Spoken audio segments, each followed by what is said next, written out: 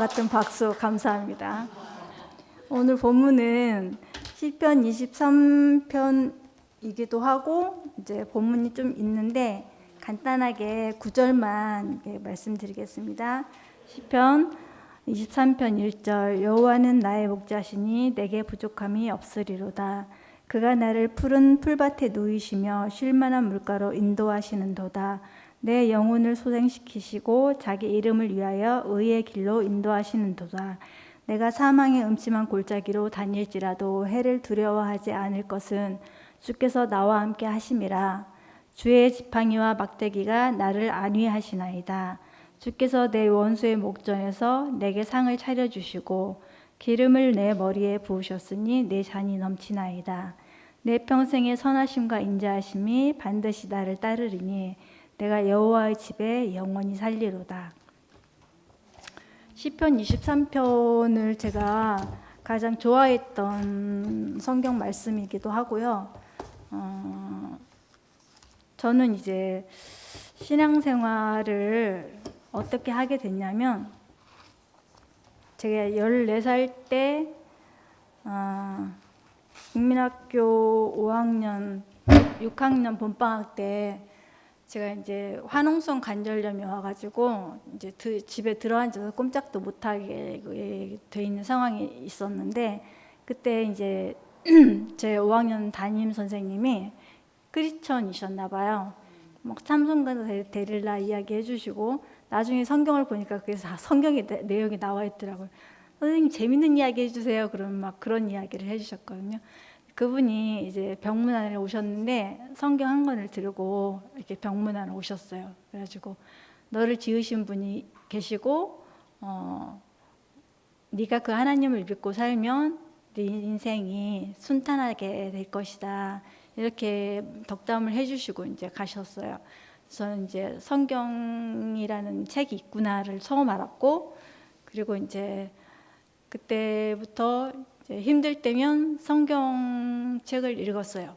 무슨 뜻인지도 모르고 이제 읽었고, 그리고 이제 그렇게 저 혼자 신앙생활을 하다가 10대 후반쯤에 감리교회를 갔고, 감리교회에서 생활하다가 이건 내가 원하는 교회 생활이 아닌 것 같다 싶어서 감리교회를 나와서 장로교회를 갔다가 거기도 너무 안 좋아서 또 침례교회를 가게 됐어요.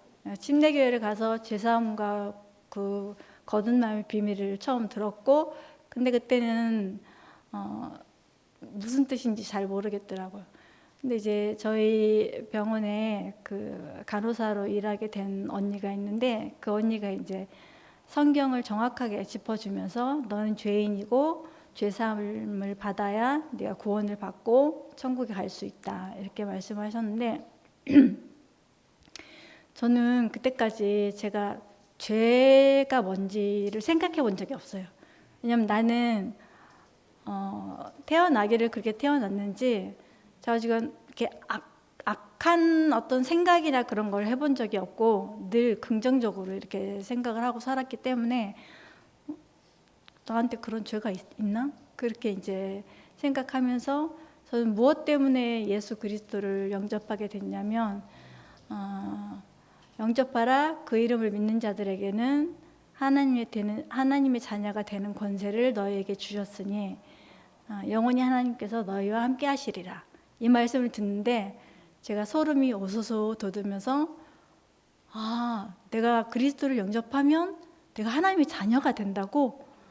그게 정말 큰 부딪힘이 왔어요. 왜냐하면 저는 태어나서 8살 때 가족들과 헤어지고 고아로 이렇게 남의 집 덩어리를 전전하고 살았기 때문에 마음이 너무너무 외로웠거든요. 외로웠는데 그 그리스도를 영접하면 하나님이 내가 하나님 자녀가 될 뿐만 아니라 그 하나님이 늘 나와 함께 하신다는 거예요. 그게 저한테는 복음이었어요.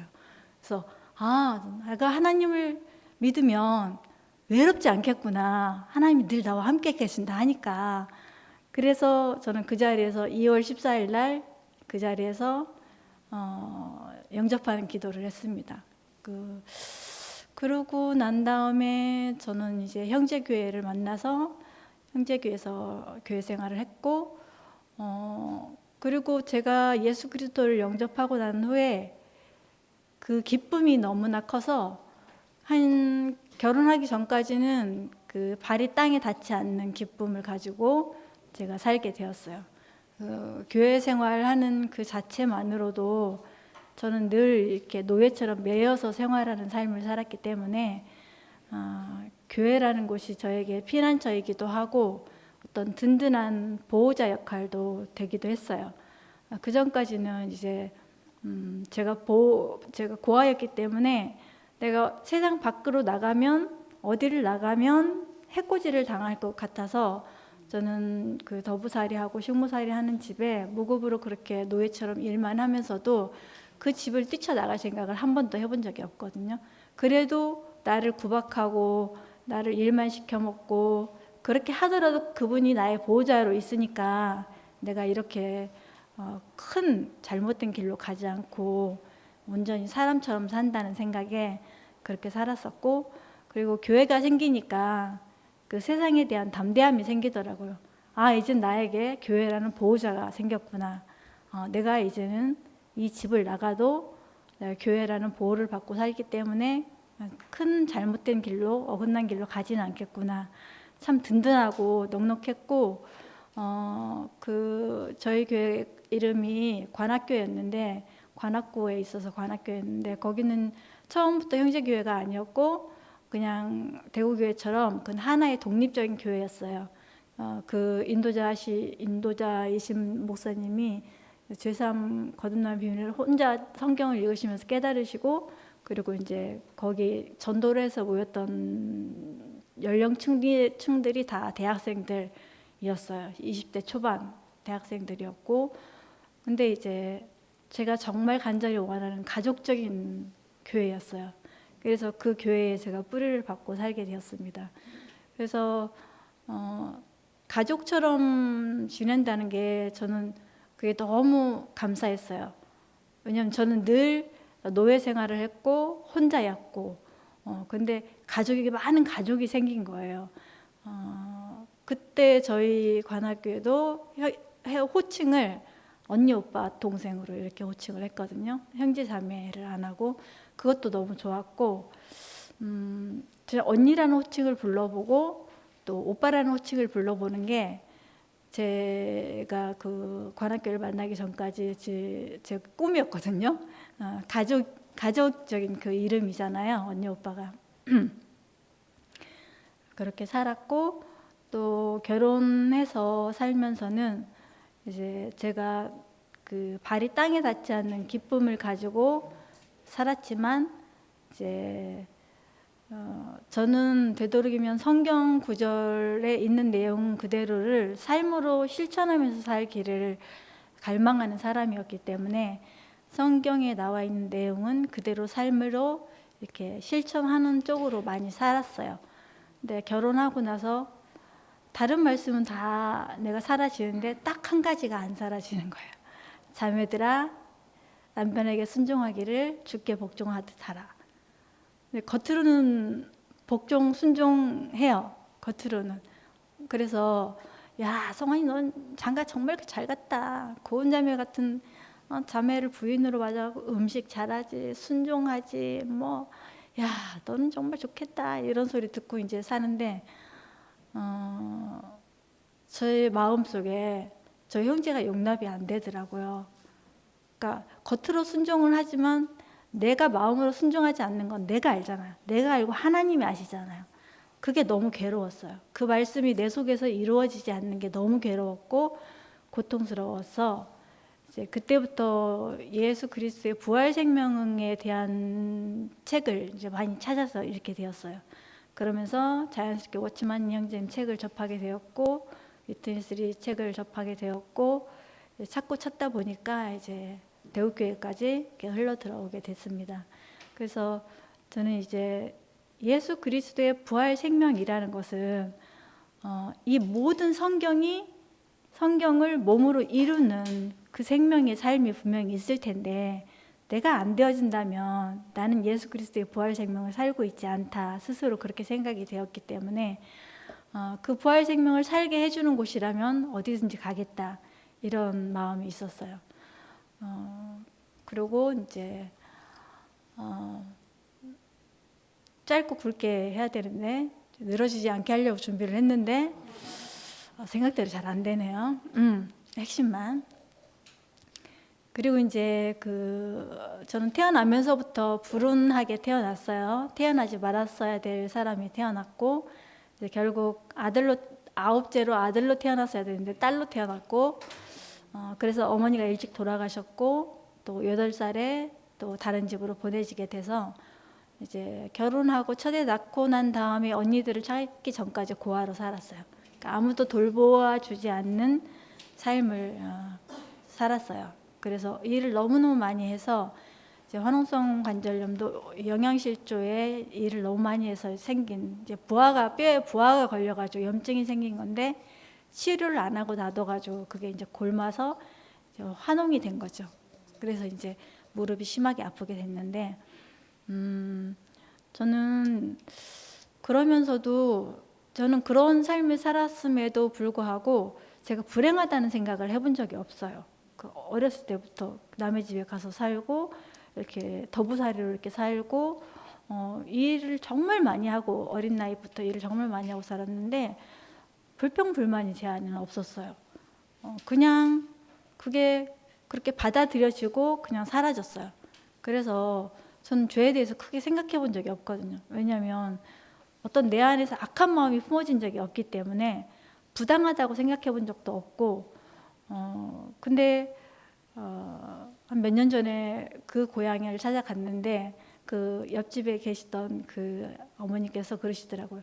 아이고 야야 너 그때 고생을 얼마나 많이 했는 줄 아니? 하면서 너 그 집에서 일을 너무너무 많이 시켰다. 너 고생한 거 생각 안 나나? 안 나나? 그러는데 고생한 게 하나도 생각이 안 났어요. 그리고 거기서 저를 이제 함께 살게 해준 그 할머니 댁에 그 양 외삼촌 외숙모가 저를 몇 년 전에 갔을 때 그러시는 거예요. 혹시 나한테 무슨 안 좋은 감정이 있냐? 그러면 털어버리자. 이렇게 말씀하시는데 저는 안 좋은 감정이 하나도 없었어요. 네.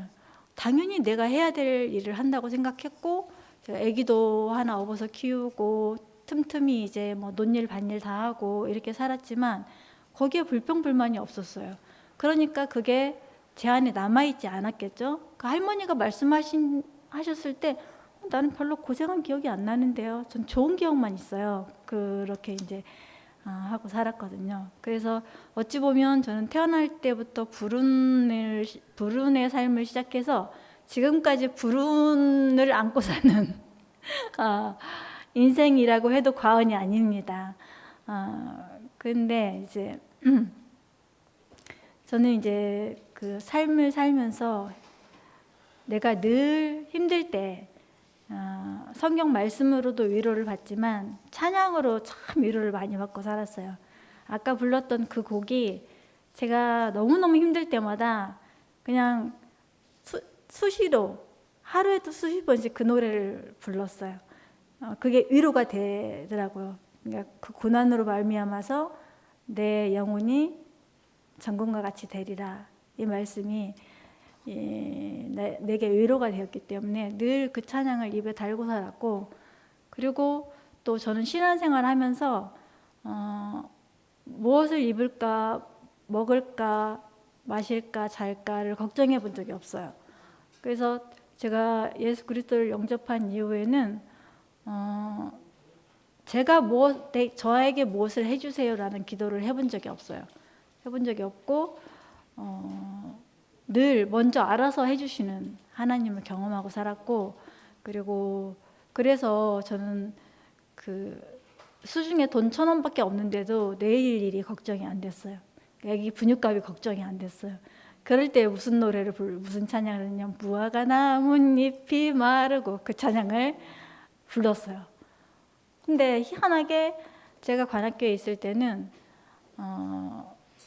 그냥 내가 구하지 않아도 어쨌거나 밥을 굶게 하시지 않았고, 옷을 예쁘게 입지는 못했지만 헐벗지 않게 하셨고, 따뜻한 잠자리에서 잠을 자게 하셨고, 아이들 배에 곪게 해본 적이 없고, 저는 그것으로 너무나 만족한 삶이었고, 아마 우리 형제가, 저희 남편이 정말 교회만 매번 나가는 사람이었더라면, 아니면 기도라도 하는 사람이었더라면, 아니면 성경이라도 보는 사람이었더라면 저는 그렇게 고통스러워하지 않았을 겁니다. 근데 결혼을 딱 하고 보니까 그 사람은 무늬만 형제였지 형제가 아니었더라고요. 그래서 기도도 안 하고 성경도 안 보고 큐티도 안 하고 교회도 안 나가고, 저는 결혼하기 전까지 금요 철야 예배, 철야 기도는 기본이고, 새벽 기도도 기본이고, 아침에 일어나면 큐티가 기본이고, 또 정말 믿음 생활을 내가 이렇게 물질적인 헌금을 하지 못하니까 내 몸으로 이렇게 내 몸으로 이렇게 드리는 헌신을 많이 했어요. 그래서 교회에 크고 작은 일이 있을 때마다 모든 음식 담당은 내가 했고, 또 많은 형제 자매들이 내 밥을 먹고 금요 철야 예배 때 내가 해주는 밥을 먹고 철야 예배를 하고, 끝나면 내가 밥을 새벽같이 해놓고 나는 이제 병원으로 다시 들어가면 제가 해준 밥을 아침밥으로 먹고 출근을 하고, 그렇게 이제 처녀 때 살았거든요. 근데 이제 남편을 하고 결혼을 하니까 교회를 못 가게 해요. 교회를 못 가게 하고, 제가 거기서 또 중창단에서 꾸준하게 소프라노로 활동을 했는데, 제가 노래를 잘할 줄 알아서 그런 게 아니라 찬양하는 게 너무 좋아서 그 중창단을 했는데, 그것도 못 나가게 하고, 또 모든 그 교회와 소통하는 것들을 못하게 하는 거예요. 그래서 이제 저는 교회를 안 가면 큰일 나는 사람이었으니까, 아기를 연년생으로 남편의 그 요구에 의해서 아기들을 연년생으로 낳아서 하나는 업고 하나는 안고 이러고 지하철을 타고 교회를 다녔어요. 근데도 저는 너무 행복했어요. 교회를 갈 수 있는 것이, 교회 사람을 볼 수 있는 것이, 교회 생활을 할 수 있는 것이 너무 행복했어요. 그래서 늘 저에게 은혜 베푸시는 하나님을 늘 경험하고 살았기 때문에 늘 감사한 인생이었어요. 근데 두들겨 맞고 나면 감사하진 않더라고요. 근데 그것을 통해서 나의 안에 있는 어떤 죄를 발견하게 하시고 다루시려고 하시는지를 기도하는 마음으로 성경을 열심히 봤어요. 그때마다 성경 구절로 저를 위로하시더라고요. 그래서 그렇게 살았고, 예수 그리스도의 부활 생명을 실제로 사는 사람들이 있더라라는 말을 듣고 대국교회를 오게 되었고, 대국교회 처음에 와서 볼 때는 그렇게 실제로 사는 사람들이 내 눈에 보여졌고, 그렇게 진실하게 보였기 때문에 제가 몸으로 헌신을 많이 하다 보니까 진짜 과로사 직전이었어요. 제가 그때 매일 기도를 하는데, 무슨 기도를 하루에도 수십 분씩 기도를 하는, 하나님 저 좀 살려주세요. 저 좀 이 일을 그만하게 해주세요. 제 목숨을 좀 살려주세요. 우리 아이들 아직 어려요. 저 좀 살려주세요. 저 좀 이 자리에서 빼내주세요. 매일 울면서 기도하는 게 그 기도였거든요. 근데 대구교회를 딱 만나고 거기서 그 사람들이 같이 넘어왔어요. 같이 넘어왔는데, 같이 넘어와서도 계속 제가 그 집의 일을 다 해주기를 계속 원하는 거예요. 그래서 저는 그분이 너무 무서웠기 때문에 내가 크게 반발도 못하고 일단 지역을 떨어져 살아야 되겠다는 생각이 깊이 들어서, 그분들이 이제 마침 김성수 형제님이 꼬드김을 받아서 안양교회로 넘어가 버린 바람에 저는 서울교회에서 자연스럽게 남게 되면서, 이제 육체적으로 떨어져 있으니까 불러도 제가 갈 수 없잖아요. 너무 멀어서. 그러니까 이제 식모살이를 그만하게 됐죠. 그래서 저는 대구교회 처음 왔을 때 제가 100m를 못 걸었어요. 무릎이 너무 아파서, 발이 너무 아파서, 그리고 어깨가 너무 아파서 콩나물 1,000원어치를 못 들었어요. 그 정도로 건강이 심각하게 악화가 돼 있었거든요. 그러니까 모든 그 내 시간을 다 허비해서 그 하나님을 섬긴다고 하는 것에 쓰인 거예요. 근데 거기서 제가 종교가 끝이 났던 이유는 해도 끝없이 더 요구만 하는 그분을 보면서 그 말씀이 생각이 나더라고요. 수고하고 무거운 짐진 자들아 다 내게로 오라. 내 멍에는 쉽고 가벼우니 내가 너희를 쉬게 하리라. 그 말씀이 생각이 나면서 내가 저분들 집 생활 그 삶을 하기 전까지는 내가 수고하고 무거운 짐이라고 생각이 든 적이 한 번도 없었고, 교회를 위해서 아무리 봉사를 많이 해도 그게 감사가 되었었는데 그분들 집에 매여서 종살이를 하면서부터는 짐이 갈수록 무거워지는 거예요. 이게 뭐지? 왜 짐이 갈수록 무거워지지? 왜 요구하는 조건에 맞춰서 해주면 그거보다 더 큰 요구를 하지? 이 생각을 하면서 나중에는 내 믿음 생활이 잘못되었나 보다 이 생각을 하게 되었고, 그리고 이제 워치만이 책에 심취해서 살게 되었어요.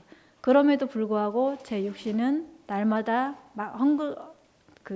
망가뜨려져 가고 있었고, 그 누구도 나의 방패막이가 되어주지 않았고, 넌 거기 가서 일을 하는 게 마땅해, 이렇게 세뇌를 받았어요. 나의 남편도 그랬고, 그 같이 오셨던 그 김상호 형제님이랑 오영임 자매님도, 오영임 자매님이 사실 수장이거든요. 우리 4사람 가족에 있어서. 근데 오영임 자매님이 이 두 남자들이 오영임 자매님 너무 무서워하는 거예요. 그러니까 내가 아무리 몸이 죽어 나간다고 해도 거기다 말을 못해요. 무서워서. 그 정도로 이렇게 무서웠던 사람이었는데, 제가 9사람 식구를 살림을 3년 반, 4년 가까이 했어요. 그러고 나니까 그때 가장 돌봄을 받았어야 되는 우리 아이들은 방치가 되었고, 저는 그 집 아이들 엄마 아빠 대신에 제가 그 집 아이들을 키웠어요. 그러니까 우리 아이는 간장에다가 마가린에서 밥 비벼 먹이고, 그 집 아이들은 고기 사다 고기 반찬에서 먹이고, 다 씻기고 자장자장 노래를 불러서 잘 때까지 해놓고 나와야 제가 혼이 안 나는 거예요. 그리고 매일 대청소를 해야 됐어요. 이렇게 책장에 이렇게 해서 먼지가 묻어나면 그 다음 날은 저는 폭언으로 완전히 시달리는 날이었기 때문에 그런 삶을 4년 가까이 살다 보니까 우리 아이들은 방치된 삶을 살았고, 그 집 아이들은 지금도 저를 생각하면 눈물이 주르륵 난대요. 너무 감사해서. 자기 엄마에게도 받아보지 못한 사랑을 나에겐 충분히 받아서 그게 평생 잊어버릴 수 없는 사랑이었다고. 지금도 얼마 전에 생일 때 카톡이 왔더라고요. 생일 축하한다고. 근데 우리 아이들은 오영임 자매님을 이야기하면 속에서 분노가 치솟아오르고 욕이 막 튀어나와요. 자기들이 얼마나 그 밑에서 억눌리고 억울한 일을 당하고 핍박을 받았기 때문에 그 집 이름만 들어도 아주 몸서리를 치게 싫어합니다. 그런 삶을 살았어요. 그런 삶을 살았고, 이제 제 고생한 이야기는 여기서 끝이고, 그 고생하고 산 거와 고난을 제가 오늘 한 인생 2가지 해석이라고 썼는데, 제가 고생하고 살았다고 생각하면 한 밖에 안 남았을 거예요. 왜냐하면 59년 동안을 고생만 했으니까. 지금도 고생 중이고. 근데 저는 이제 얼마 전에 그 도전장을 누가 탁 내밀더라고요. 내 인생이 망한 인생 아니냐. 도전장을 탁 내밀었는데 처음엔 충격이었어요. 난 아직도 희망을 갖고 있는데, 난 아직도 희망을 가지고 있는데, 내 인생은 망하지 않았는데. 근데 내 속으로는 그래, 내 인생은 완전히 망했어. 희망을 갖고 있어도 이 희망은 이루어지지 않을 거야. 처음에 그 생각이 들었어요. 근데 말씀을 계속 교회에서 듣다 보니까 어느 날 보니까 제가 생각이 들더라고요. 나는 망한 인생이 아니네. 망한 환경은 있어도 망한 인생은 아니다. 환경적으로 어렵다고 해서 그게 망한 인생이 아니라 하나님이 없이 사는 인생이 망한 인생이다 라고 저는 해석이 되었습니다. 물론 저에게 이롭게 항상 해석을 하면 좋더라고요. 기왕이면. 그래서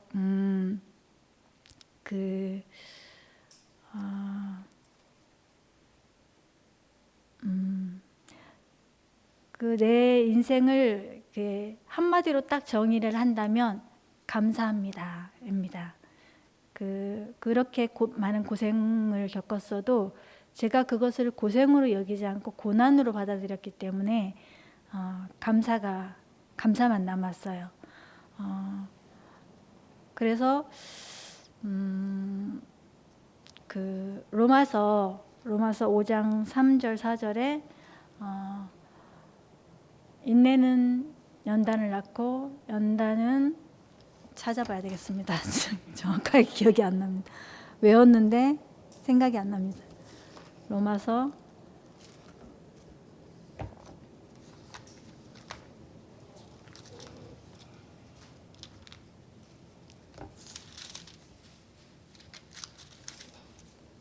5장 3, 4절.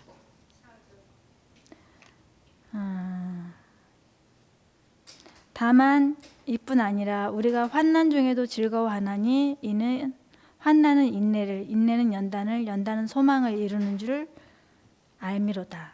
소망이 우리를 부끄럽게 하지 아니함은 우리에게 주신 성령으로 말미암아 하나님의 사랑이 우리 마음에 부은 바 됨이니 우리가 아직 연약할 때에 기약대로 그리스도께서 경건하지 않은 자를 위하여 죽으셨도다. 의인을 위하여 죽는 자가 쉽지 않고 선인을 위하여 용감히 죽는 자가 혹 있거니와 우리가 아직 죄인 되었을 때에 그리스도께서 우리를 위하여 죽으심으로 하나님께서 우리에 대한 자기의 사랑을 확증하셨느니라. 이 말씀도 제가 늘 좋아하는 구절, 암송 구절이었거든요. 인내는 연단을, 연단은 연단은 소망을 이루는 줄 알미로다. 저는 이 소망이 하나님께서 내 인생을 이끄시는 것으로 생각을 하고 살았거든요.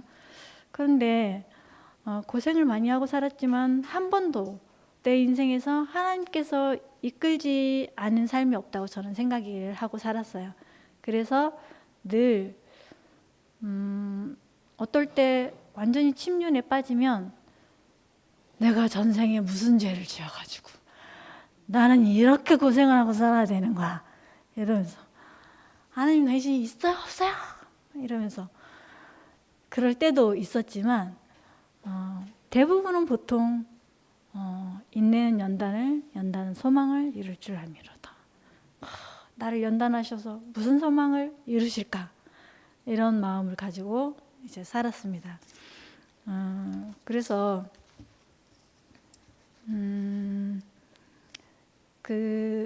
얼마 전에 김천 목사님이 밑바닥 인생은 편하다 이렇게 말씀하셨는데 밑바닥 인생을 살아보니까 밑바닥 인생이 제일 쉬워요. 제일 편하고.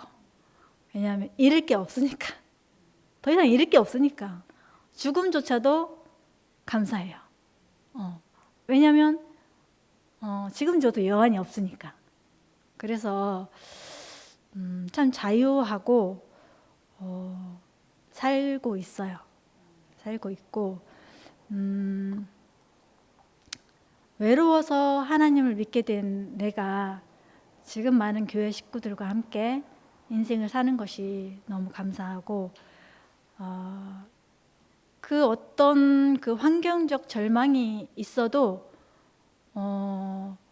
내가 소망을 두고 살면 그게 내가 죄를 지어서 고난을 받는 게 아니라 아까 그 찬송에 나오듯이 나를 어떠한 형틀로 어떠한 모양으로 만드시기 위해서 고난을 겪게 하신다는 말씀으로 저는 해석이 되어져서 하나님이 만들어내신 나라는 작품은 어떤 작품으로 나올까 늘 소망을 하면서 살았어요. 그랬더니 이제 59년을 살고 나서 지금의 제 인생을 다 돌이켜 보니까 감사합니다만 남았더라고요. 내가 그 많은 환난을 죄도 안 졌는데 짓고 받았고 그것을 내가 하나님이 나에게 벌 주시는 걸로 내가 받아들이지 않았고 고난으로 받아들였기 때문에 제가 소망을 두고 살 수 있었거든요. 그리고 밑바닥 인생은 희망이 있으면 안 돼요. 희망을 잡고 있는 이상 절망이 따라오거든요. 그 희망이 이루어지지 않으면 절망이 따라오더라고요. 그래서 저는 올 여름까지도 그 희망의 끈을 놓지 못하고 살았어요. 그 자식에 대한 희망의 끈을 잡고 내가 이걸 놓으면 죽을 것 같아서 나라도 버텨야지 이런 마음으로 희망의 끈을 잡고 있었고 그걸 생각해 보니까 그걸 요즘 애들 말로 희망 고문이라고 하죠. 저는 평생을 어떻게 보면 제가 그것을 고난으로 받아들이지 않았으면 희망 고문을 당하고 살았어요. 하나님께 희망 고문을 당하고 산 거죠. 근데 사실은 내 안에 있는 어떤 욕심이 아니면 좀 편하게 살고 싶은 내 안에서 형성되어진 세상이 바로 희망 고문이었더라고요. 희망 고문을 받고 살았다 보니까 내가 이 희망 고문에서 끝나는 길은 희망을 놓아버리는 거더라고요.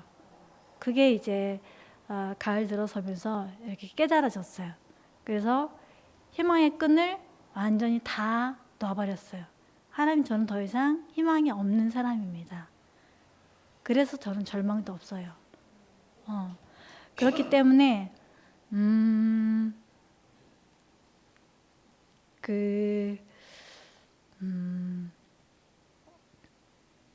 그리고 이제 희망의 끈을 놓고 나니까 너무너무 편하더라고요. 너무너무 편하고 이렇게 되어도 하나님께 소망을 두고 저렇게 되어도 하나님께 소망을 두고 살게 되었어요.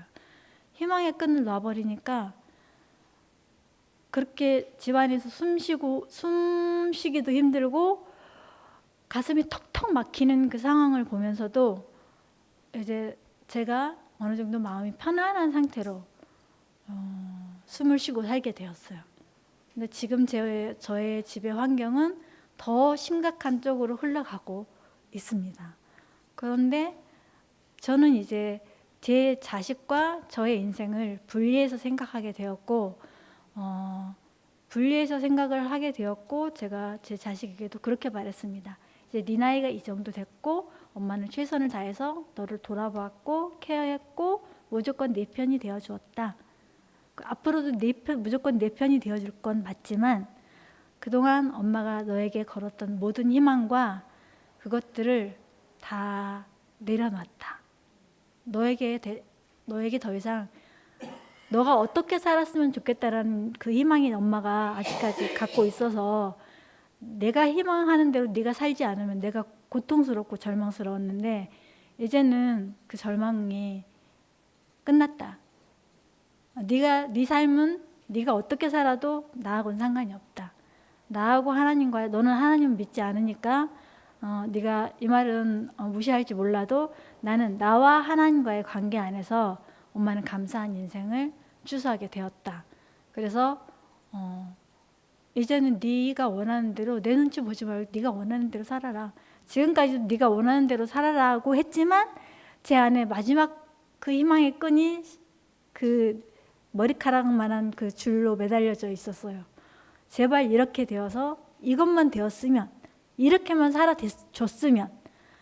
근데 그것마저 이제 그 모든 것이 다 무너지게 되면서 내가 희망하는 것을 놓지 않으면 이 절망이 끝나지 않겠구나를 깨닫게 되면서 그 희망하는 것을 다 놓게 되니까 제겐 절망도 없더라고요.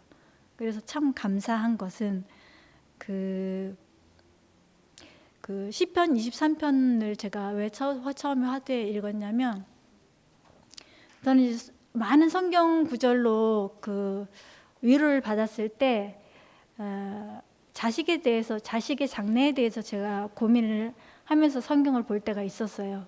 근데 구약 성경에 의인의 자식은 줄이지 아니하고 목마르지 아니하리니 이는 그의 인생이 뭐 만사가 형통하다든가 말다든가 어떤 그런 구절이 저에게 딱 보여졌어요. 그래서 그때부터 저는 내 아이들이 영적으로 굶고 줄이진 않겠구나. 그거면 됐다. 난 이렇게 생각했어요. 그걸 세상적으로 잘 먹고 잘 사는 걸로 받아들여진 게 아니라 영적으로 나만큼만 살면 이 아이들 인생에서 감사가 취소되지 않을까라고 생각을 했어요. 참 지금 생각해 보면, 그때는 믿음이 좋다고 생각했지만 지금 생각해 보면 내가 얼마나 오만하고 교만하고 자고했었던 사람인지 그런 생각이 들어요. 그래서 저는 한 번도 우리 아이들이 교회를 떠날 것을, 하나님을 떠날 것을 생각해 본 적이 없어요. 왜? 의인의 자식은 줄이지 않고 목마르지 않는다고 했으니까. 하나님이 말씀한 거니까. 근데 그렇게 되지 않더라고요. 그렇게 되지 않았어요. 그런데 저는 시편 23편에 나오듯이 쉴만한 물가로 인도되었고 푸른 초장에 누웠고, 그 모든 것이 육체적인 것이 아니라 영적인 거였어요. 그럼 영이 뭐냐라고 말씀을 하신다면 저 개인적으로는 영에 대한 해석이 참 많지만 저 개인적으로는 하나님께로부터 온 생명이라고 해석을 하거든요. 그래서 그 하나님께로부터 온 그 생명 안에서는 저는 한 번도 내 영혼이 메마르거나 줄이거나 힘들어 본 적이 없어요. 늘 말씀과 함께 살았고, 말씀이 늘 나를 살렸고, 말씀이 늘 나를 이끌었고 했기 때문에 그 푸른 초장이 저에게는 육체적인 푸른 초장이 아니라 영적인 푸른 초장으로 저는 해석이 됐어요. 그래서 저는 영혼이 목마르지 않았고 헐벗지 않았어요. 그래서 주께서 이 말씀 있죠. 그 시편 139편 7장에서 10절에 보면 내가 바다 끝에 갈지라도 거기에 하나님이 계셨고, 내가 어디 끝에 갈지라도 내가 거기에 함께 있으리니, 이 말씀이 있는데 저는 그 말씀 정말 좋아하거든요. 내가 정말 사망의 음침한 골짜기를, 정말 깊은 터널을 한 20년이 뭐야, 한 40년을 이렇게 터널을 지나왔는데 거기에 내가 사망의 음침한 골짜기를 걷는데 내 혼자 걸으면 정말 죽을 수밖에 없는데 하나님의 지팡이와 막대기가 나를 교회로 이렇게 교회로 들어가게 하시는 거예요. 그래서 전 살았거든요. 만약에 혼자 내가 그 삶을 감당해야 했다면 저는 아마 죽고 지금 없을 거예요. 근데 주의 지팡이와 막대기가 저를 안위하시기를, 어떤 방법으로 안위하셨냐? 교회 안으로. 너 세상에 나가지 마라. 이리 와. 너가 살 곳은 여기다. 항상 말씀해 주셨기 때문에 교회가 저는 목말라 본 적이 없어요. 근데 그리스도의 부활 생명에 목말라서 대우교회를 만난 거거든요. 어찌만 형제님 책을 읽게 되었고, 그래서 저는 거기에서도 또 거의 한 13년 반 동안을 발이 땅에 닿지 않게 행복한 삶을 살았어요. 그래서 뭐 집은 막 엉망진창이고 막 다 때려 부셔져 있고, 뭐 아이들은 막 못 살겠다 하고 막 이렇게 하는데도 전 절망이 안 되는 거예요. 이게 얼마나 끈질긴 아담인지 몰라요. 정말 즐겨요. 그래서 제가 유난히 고난이 많았던 것은 내가 정말 즐긴 사람이라서 그렇구나. 그런 해석을 하거든요. 아무리 환경으로 때려쳐도 제가 그 환경에서 기가 죽지 않는 거예요. 나는 하나님의 자녀고 하나님이 나와 함께 하시고 나는 그 하나님만 있으면 만족하는 사람이었어요. 그랬기 때문에 어떤 환경으로 때려도 그 환경이 굴복이 되지 않는 거예요. 내 마음이 늘 하나님께 가 있기 때문에 힘든 일이 닥쳤네. 그래도 교회는 가야지. 그래도 말씀은 들어야지. 이게 제 평생에 제 몸이 체질화가 된 사람이었어요. 교회 생활하는 게 체질화가 된 사람이었기 때문에 어떤 환난과 역경이 찾아와도 저는 심지어 하나님이 부인되었을 때에도 교회 생활을 했습니다. 무조건 교회는 가서 앉아있고 봐요.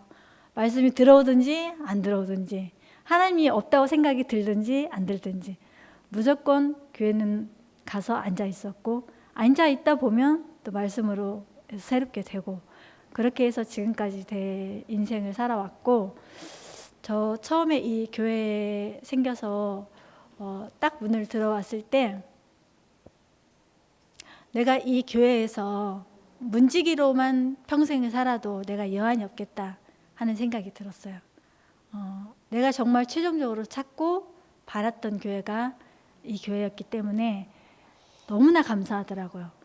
그래서 저 커피를 하느라고 저 앞에 있지만 우연찮게 거기다 커피 기계를 놓고 커피를 하게 됐지만 초자리가 상당히 중요한 자리예요. 왜냐하면 교회 딱 열고 딱 들어오잖아요. 그럼 제 얼굴이 제일 먼저 보여요. 그래서 저는 웃는 얼굴이 습관화가 된 사람이거든요. 항상 어서 오세요, 반갑습니다, 또 와주셨네요, 교회 식구들한테 처음 본 것처럼 인사를 하는 거예요. 근데 그게 가식이 아니라 전 정말 즐거워요. 교회 와서 교회 식구들 들어올 때 인사하는 게 정말 즐겁거든요. 그리고 교회에 오면 제가 교회에 와 있는 시간이 제가 도파민이 제일 많이 분비가 되는 것 같아요. 교회에 와 있으면 제가 만성 통증 질환을 앓고 있는데 교회에 와 있으면 아픈 줄 몰라요. 하루 종일 막 방방 뛰고 춤도 추고 막 신나면 춤도 추고 뭐 노래도 막 하고 가끔 정신 나간 사람처럼 막 행동할 때가 있거든요. 그때는 도파민 과다 분비 때문에 그런 거예요. 너무 신나니까 가만히 앉아 있을 수가 없으니까 막 일어나서 춤추는 거거든요. 그런 교회 생활을 지금 제가 하고 있고, 그래서 참 내 인생이 너무 감사하구나. 내 죽는 날까지 내가 줄이지 않고 목마르지 않는 이 교회가 있어서, 그리고 이 교회가 없어지더라도 내 안에는 이 성경이라는 교회가 또 있거든요. 그렇기 때문에 어떤 환경이 몰아닥치면 늘 흔들리고 요동칠 수밖에 없지만 사람이니까, 그렇지만 항상 제자리로 돌아올 수 있는 거예요. 그 제자리로 돌아올 수 있는 그 자리가 있다는 게 너무 감사하고, 좀 길어졌어요. 30분 내로 끝내려고 했는데 1시간이 다 돼갑니다. 근데 제가 이제 말씀을 준비하면서 하고 싶은 이야기는 너무 많고, 줄이긴 확 줄여야 되겠고, 그래서 줄인다고 줄인 게 이 정도예요. 뭐 어떤 분들은 네 평생 고생하면서 살아온 것만 얘기해도 1시간 넘겠다 하는데, 저 평생 고생하면서 살아온 얘기하면요 1박 2일은 걸려야 돼요. 너무 길어서. 그래서 그거 다 빼버리고, 고생하고 산 이야기 들어서 누가 좋아할 사람이 누가 있어요? 아무도 없어요. 대신에 고난 중에 태어난 그 튼튼한 당신의 영혼, 그 노래 구절을 제가 너무 좋아했거든요. 겉모습은 더 초라해지고 더 초췌해질지라도 그 다시 태어난 튼튼한 당신의 영혼, 오늘의 제가 그런 삶을 살고 있습니다. 튼튼한 영혼을 가지고 살고 있어요. 그래서 멘탈 붕괴가 잘 오지 않아요.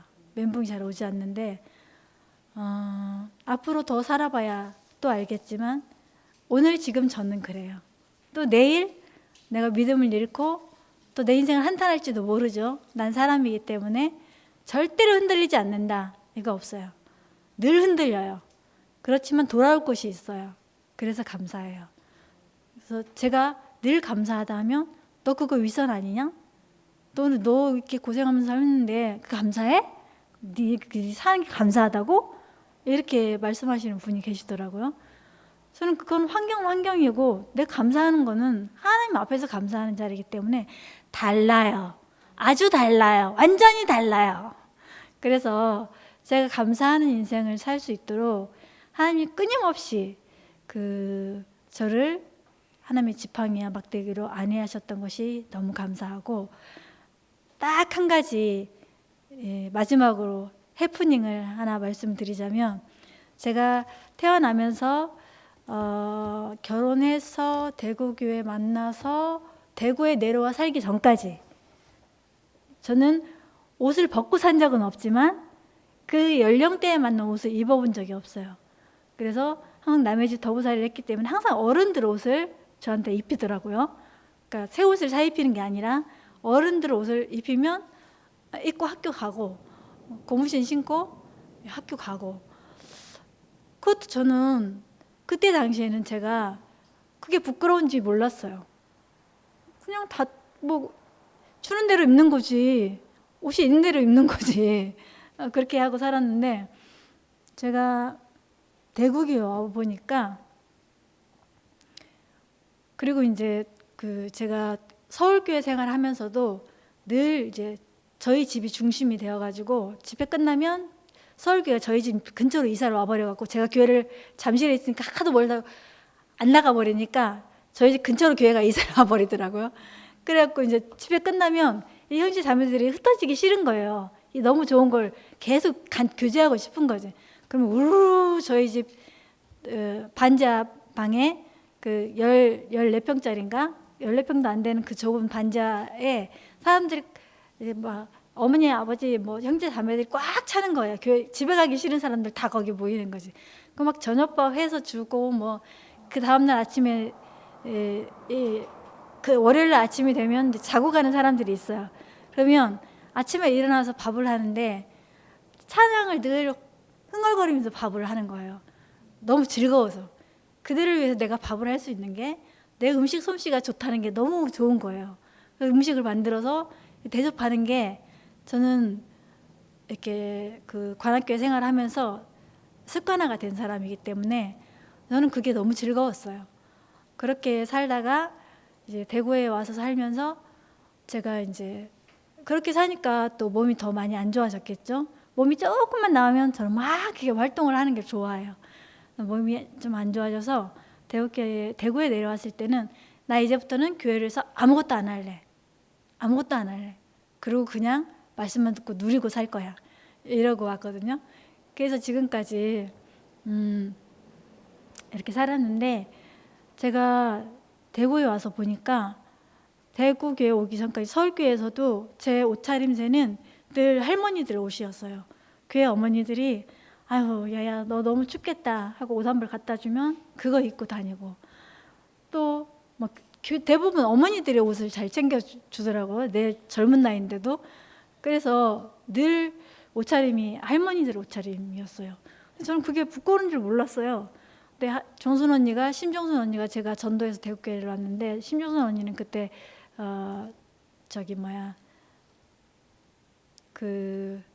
구원파 교회에 다닐 때였거든요. 저한테 전화로 가끔 얘기를 하다 보면, 야, 너네 하나님은 도대체 어떻게 된 하나님인지, 너네를 빌어먹게를 하게 하는 하나님이냐? 그렇게 말을 하는 거예요. 근데 저는 거기에 대한 대답을 뭐라고 했냐면, 언니, 우리가 굶어 죽으면 그건 순교야. 이렇게 말했어요. 그러니까 그렇게 대답하는 내가 너무 미웠대요. 왜냐하면 사람 같지 않았대요. 쟤는 도대체 사람 같지가 않아. 천사 같아. 이렇게 생각을 해서 너무 미워서, 우리 언니가 의상실을 했기 때문에 옷이 무지하게 많았어요. 물려줄 옷이 참 많았겠죠. 제가 너무 미워서 다 다른 사람을 줬대요. 그래서 그 멋쟁이 언니의 옷을 못 물려받아 갖고 살았거든요. 그래서 늘 이렇게 할머니들 옷을 입고 살았어요. 언니네를 한번 가면 너무 언니가 나를 창피해하는 거예요. 옷을 그렇게 입고 가니까 자기 시댁 사람들한테 보일 때 내가 너무너무 부끄러운 존재가 되는 거예요. 그래서 그런 말을 하길래 다시는 이제 그 집을 안 찾아가고 살았죠. 그러다가 이제 언니가 이제 망한 인생이 되면서 제가 끊임없이 이렇게 한마디씩 던졌거든요. 던진 게 그게 거기서 10마디 하면 10마디 듣고 난 딱 한마디만, 마지막에 한마디만 해요. 그 이제 그랬는데 이제 대구에 와서 보니까 헌옷 가게가 있더라고요. 서울에서 그때 제가 사는 환경에서 헌옷 가게를 본 적이 없어요. 그런데 어느 날 보니까 헌옷 파는 시장도 있다는 거예요. 사람들이. 야, 거기 가면 아주 이쁜 옷도 싸게 팔아. 이러는 거예요. 그래서 그런 데가 다 있어. 하면서 이제 막 찾았는데 누가 남문시장이라고 가르쳐줘갖고 남문시장을 갖고 막 찾아보는데 없는 거예요. 그래서 이상하다. 다시 돌아왔어요. 이제 한날 동네를 걷다가 구제옷 팝니다. 이렇게 써져 있는 거예요. 그때 당시에 제 몸무게가 40kg 정도 나갈 때였는데 거기서 옷을 고르면 작은 사이즈를 내가 골랐겠죠? 그럼 다 옷이 거의 새 것 같아요. 새 것 같은데 사이즈가 너무 작아서 안 팔려서 팽개쳐둔 옷들이 있는 거예요. 거기서 저는 막 2,000원, 3,000원에 막 10,000원어치 사면 막 한 보따리 옷이. 그때부터 저는 제가 좋아하는 옷을 입게 됐어요. 그래서 아, 나도 이제 이쁜 옷을 입고 살 수 있구나. 그때 처음 알았어요. 그래서 지금도 헌옷 가게를 잘 이용합니다.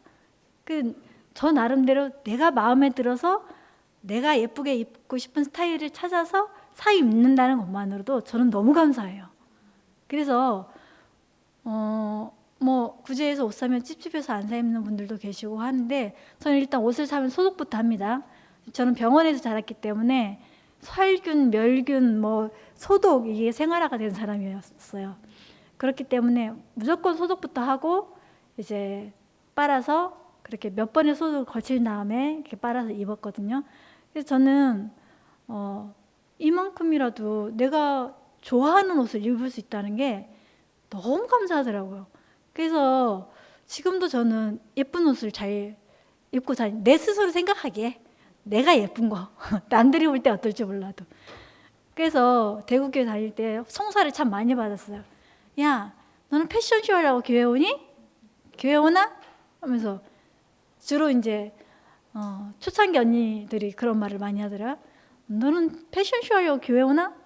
너는 뭐 옷이 왜 그렇게 화려해? 야, 너는 뭐 옷만 잘 입고 다니면 되나? 믿음이 좋아야지. 이렇게 말을 하는 거예요. 참 이상하다. 교회라는 곳은 항상 내가 가지고 있는 옷 중에 가장 정갈하고 가장 깨끗한 옷을 입고 가는 곳이 교회라고 나는 평생 그렇게 알고 살았는데, 그래서 이제 그 헐벗어 보이는 그 옷들을 다 버리고 내 몸에 맞는 옷을 입고 다니는데 그게 왜 사치스럽다고 생각을 하지? 저는 그게 참 이상했고, 일부러 막 집에서 입고 나온 차림대로 교회를 오는 것이 난 이해가 안 됐어요. 교회를 오는데 어떻게 저런 차림으로 교회를 오지? 너무 그게 민망하게 저는 느껴졌거든요. 그래서 저는 옷을 참 잘 입고 싶고, 지금도 예쁜 옷만 보면 눈이 뒤집힙니다. 눈이 이렇게 돌아가요. 이렇게 이러다가 부딪혀서 넘어질 때도 많았어요. 너무 예쁜 옷을 보면 눈이 돌아가가지고 정말 내 스타일인데 저걸 모르겠다. 한옥 가게에서 비슷한 옷 찾아봐야지. 이러고 지나갑니다. 그게 생활화가 되어서 돈이 주어져도 제가 새 옷을 사 입는 게 돈이 아까워서 새 옷을 못 사 입겠더라고요. 그래서 뭐 내가 만족하면 그만이지. 내가 내 스스로 예쁘다고 생각이 되면 그만이지 하는 생각으로 지금도 예쁜 옷을 입으려고 항상 신경을 좀 써요. 그래서 아마 여기 함께 가는 교회에서도 제가 패셔니스타이지 않을까 싶은 생각이 자만스럽게 해봅니다만 예쁘게 입고 다니시는 분들이 많더라고요. 그래서 저는 항상 교회의 꽃이 되고 싶고 가장 화려하고 화려하지 않지만 들꽃처럼 화려하지 않지만 들여다보면 예쁜 그런 그 교회의 꽃이 되고 싶어요. 그런 꽃으로 저는 죽을 때까지 살고 싶고 그게 제 소망입니다. 감사합니다. 제가 옷 얘기하다가 기도를 빼먹었어요. 심취해가지고. 감사하신 아버지 하나님, 제가 태어나서 지금까지 죽을 고비도 많이 넘겼지만 지금 이렇게 살아있게 해주신 것이 너무 감사합니다. 그리고 끊임없이 저에게 말씀으로, 성경 말씀으로, 또 목사님 말씀으로, 교회로 저를 안위하시고 인도하신 하나님께 감사를 드립니다. 그리고 제가 세상에 희망을 두지 않고 하늘의 소망을 품고 살게 해주신 하나님께 감사를 드립니다. 그리고 함께 가는 교회에 함께 살 수 있게 해주셔서 너무 감사합니다. 예수 그리스도의 이름으로 기도드렸습니다. 아멘.